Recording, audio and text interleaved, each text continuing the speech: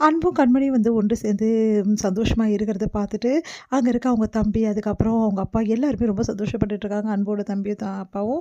அடுத்து வந்து அவங்க அண்ணனும் ரொம்ப சந்தோஷப்பட்டுட்டு இருக்காரு. இந்த சூழ்நிலை இங்க வந்து தம்பிய பார்க்கறதுக்காக மயூரி வராங்க. அடுத்து ஸ்வேதாவும் வராங்க. 2 பேரும் வந்துட்டு இருக்கும்போது கரெக்ட்டா அன்பும் கண்மணி சந்தோஷமா கைய பிடிச்சு பேசிட்டு இருக்காங்க.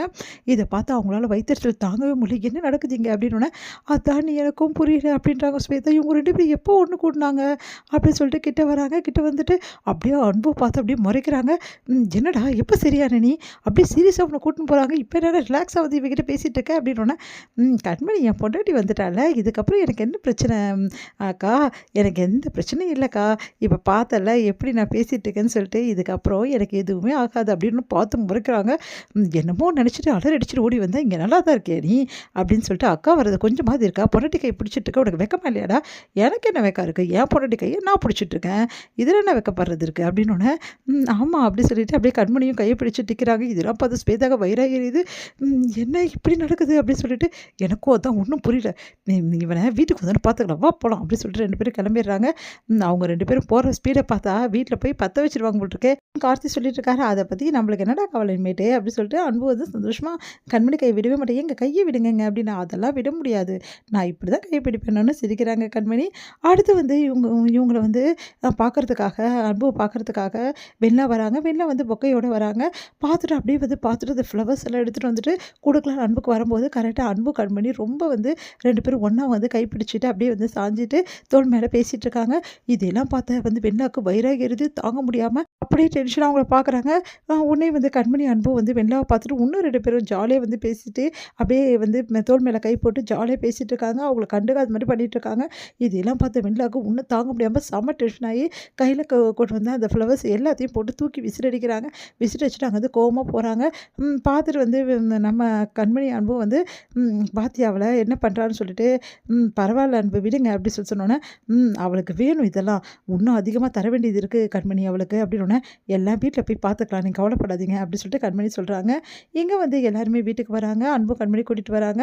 அப்போ அன்பு கண்மணி ஜோடியா வந்து வந்து இறங்குறது, அப்படியே சந்தோஷமா உள்ள வர்றது, அடி எடுத்து உள்ள வர்றத பார்த்துட்டு சிவகாமிக்கு சந்தோஷம் தாங்கவே முடியல. அவ்ளோ சந்தோஷப்பட்டுட்டு இருக்காங்க. இதெல்லாம் பார்த்தா பாட்டிக்கும் மத்தவங்களுக்கும் வயிறாக எரியுது. பாட்டி பயங்கரமா அதிர்ச்சி அடையிறாங்க. அவங்க பையன் ராஜசேகரும் பயங்கரமா அதிர்ச்சி அடையிறாரு.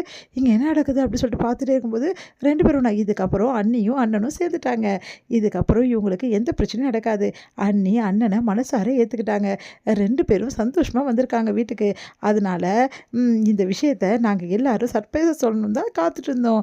இப்போ உங்களுக்கு எல்லாருக்கும் சந்தோஷம் தானே? அப்படி சொல்லிட்டு கார்த்தி கேட்குறாரு. அத பார்த்து பாட்டி அப்படியே வயிறாக எரிஞ்சு எழுந்துக்கிறாங்க. உடனே வந்து தாங்கவே முடியல. நம்ம வந்து அப்படியே வந்து பார்த்துட்டே இருக்காங்க.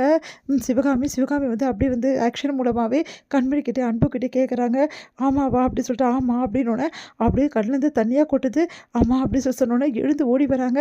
அப்படியே எழுந்து வந்து அப்படியே கட்டிக்கிறாங்க. நம்ம வந்து அன்புவையும் கண்மணியும், "நீங்க 2 பேரும் ரொம்ப சந்தோஷமா இருக்கணும். ரொம்ப நாளைக்கு நல்லா இருக்கணும். எனக்கு இது போதும். இதுக்கப்புறம் என்ன இருக்கு அத்தை? நீங்க எழுந்து நடந்துட்டீங்க அத்தை. பாருங்களேன், நீங்க எழுந்து பேசுறீங்க அத்தை" அப்படின்னு சொல்லிட்டு கண்மணி சந்தோஷப்படுறாங்க. "ஆமா கண்மணி, நான் எழுந்து நடந்துட்டேன், பேசுறேன்" அப்படின்னோனே, "அத்தை எப்படி அத்தை? நீங்க 2 பேரும் தான் ஒண்ணா சேர்ந்துட்டீங்கல்ல. இதுக்கப்புறம் எதுக்காக அந்த வீல் சேர்ல உட்காந்துருக்கணும்? நீங்க என்ன அத்தை சொல்றீங்க? சிவகாமி நீ என்ன சொல்ற?" என் பாட்டி வந்து கேட்குறாங்க. "ஆமா அத்தை, எல்லாரும் என்ன மன்னிச்சுடுங்க. அத்தை நீங்களும் என்ன மன்னிச்சுடுங்க. கண்மணி நீ என்ன மன்னிச்சிடுமா" அப்படின்னோனே, "எதுக்கு அத்தை?" அப்படின்னோனே, "நீங்க 2 பேரும் ஒண்ணா சேரணும் தான். எனக்கு எப்போ குணமாயிடுச்சு. அப்போ கூட நான் குணமாகலன்னு சொல்லிட்டு இந்த வீல் சேர்லயே இருந்தேன்." "என்னத்த சொல்றீங்க?"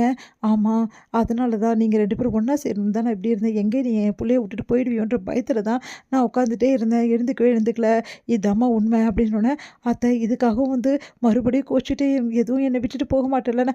"அத்தை நான் அதெல்லாம் பண்ண மாட்டேன் அத்தை. நீங்க நல்லதுக்கு தானே பண்ணியிருக்கீங்க. நாங்க 2 பேரும் ஒண்ணா சேரணுன்றதுக்காக இவ்வளோ பெரிய தியாகத்த நீங்க பண்ணியிருக்கீங்க." "தியாகமா?" செம்ம டென்ஷன் ஆயிடுறாங்க. உடனே வந்து பாட்டி, "எவ்வளோ தைரியமா இருந்தா இந்த வேலைய பண்ணுவ? என்னை ஏமாத்த உனக்கு எப்படி மனசு வந்தது? உன்னை பாவம்னு நினச்சி பார்த்துட்டு இருந்தா நீ இவ்வளோ ஏமாத்திருக்கியா? என்ன மாரி ஆளு நீ எல்லாம்? இப்படிலாம் உனக்கு ஏமாத்த மனசு வந்தது?" அப்படின்னு சொல்லிட்டு செம்ம டென்ஷன் ஆயிடுறாங்க. "ஏய் சிவகாமி, எவ்வளோ தைரியமா இருந்தா எங்கள நீ ஏமாத்துவ?" அப்படி ராஜசேகர் துள்றாரு. உடனே, "நிறுத்துங்கப்பா, ஓவரா பண்ணாதீங்க. என் அம்மா நல்லதுக்கு தான் செஞ்சிருக்காங்க. இந்த விஷயம் முன்னாடியே எனக்கு தெரியும்" அப்படின்னு சொல்லிட்டு அன்பு சொன்னோனே எல்லாருமே அதிர்ச்சியா பார்த்துட்டே இருக்காங்க. செம்ம டென்ஷன் ஆயிடுறாங்க வெண்ணிலா. இதெல்லாம் பார்த்து தாங்கவே முடியல வெண்ணிலாவால.